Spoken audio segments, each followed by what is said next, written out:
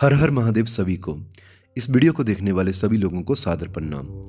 क्या आप जानते हैं कि एक ऐसा मंत्र भी है जिसे मृत्यु को भी पराजित करने वाला कहा गया है, जिसे स्वयं भगवान शिव ने दिया और जिसने लाखों लोगों की जिंदगी बदल दी है। आज हम जानेंगे महामृत्युंजय मंत्र का अर्थ, रहस्य और उसका वैज्ञानिक एवं आध्यात्मिक प्रभाव। महामृत्युंजय मंत्र ऋग्वेद का एक शक्तिशाली मंत्र है। इसे त्र्यंबकम मंत्र भी कहते हैं, जो भगवान शिव के 3 नेत्रों का प्रतीक है। मंत्र कुछ इस प्रकार है: ओम त्र्यंबकम जजामहे सुगंधिम पुष्टि वर्धनम उर्वारुकिम वंदना मृत्योर मोक्षी मामृतात्। तो इसे शब्द दर शब्द समझाने की मैं कोशिश करता हूँ। त्र्यंबकम जजामहे, इसका अर्थ है कि हम त्रिनेत्रधारी भगवान शिव की आराधना करते हैं।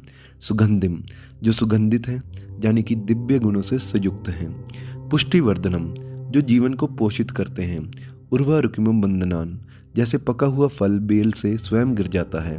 मृत्यु और मोक्षी, वैसे ही हम मृत्यु के बंधन से मुक्त हों। माँ अमृतात्, लेकिन अमृता से नहीं। इसका भावार्थ ये है कि हम भगवान शिव से प्रार्थना करते हैं कि हमें रोग, शोक और मृत्यु से ऐसे बंधनों से मुक्त करे, लेकिन जीवन के दिव्य अमृत से जोड़कर रखें। वैज्ञानिक शोध बताते हैं कि मंत्रोच्चारण से मस्तिष्क में सकारात्मक तरंगें उत्पन्न होती हैं। महामृत्युंजय मंत्र का उच्चारण हृदय गति को निरंतर रखता है, तनाव कम करता है और इम्यून सिस्टम को मजबूत करता है। इसका 432 हर्ट्ज फ्रिक्वेंसी से मेल खाना इसे और दिव्य बनाता है। महामृत्युंजय मंत्र सिर्फ मृत्यु का नाश नहीं करता, यह जीवन को नई ऊर्जा देता है। अगर आप भी अपने जीवन में स्वस्थ, शांति और शक्ति पाना चाहते हैं तो इस मंत्र को अपनाएं। लेकिन अब मैं आपको बताना चाहूँगा कि इस मंत्र के पीछे की कहानी क्या है, यानी कि इसकी रचना कब और कैसे हुई थी। ये मंत्र सबसे पहले ऋग्वेद के 7वें मंडल में प्रकट हुआ था।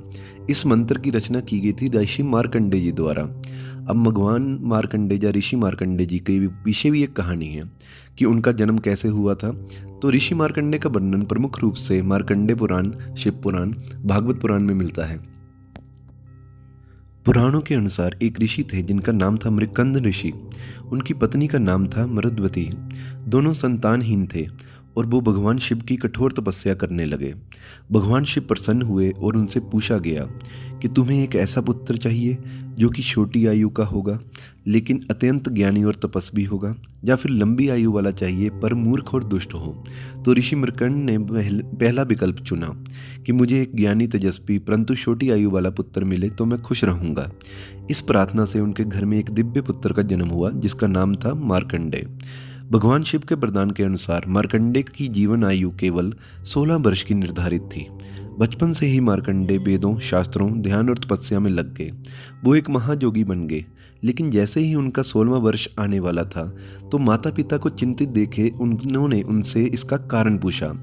तब पिताजी ने मार्कंडेय जी को बताया कि उनकी आयु सिर्फ 16 वर्ष की है। इसके बाद मार्कंडेय ऋषि जी ने भगवान शिव की तपस्या करनी शुरू कर दी और जिस दिन उनका मृत्यु का दिन था उस दिन यमराज स्वयं उनको लेने आए। तो मार्कंडेय ने अंत समय में भगवान शिव के महामृत्युंजय मंत्र का जाप करना शुरू कर दिया। उन्होंने एक शिवलिंग को गले लगा लिया और पूरे मन से जाप में डूबे रहे।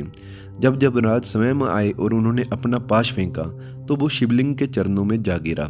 इसके बाद भगवान शिव प्रकट हुए और उन्होंने यमराज से कहा कि मेरे भक्त के प्राण मैं नहीं लेने दूंगा।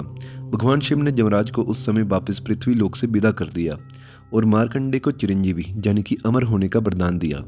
इस प्रकार ऋषि मार्कंडेय मृत्यु से जीत गए और आज भी कहा जाता है कि मार्कंडेय ऋषि अमर हैं और गुप्त रूप से धरती पर तपस्या कर रहे हैं और इनका नाम सनातन धर्म के चिरंजीवियों में भी आता है।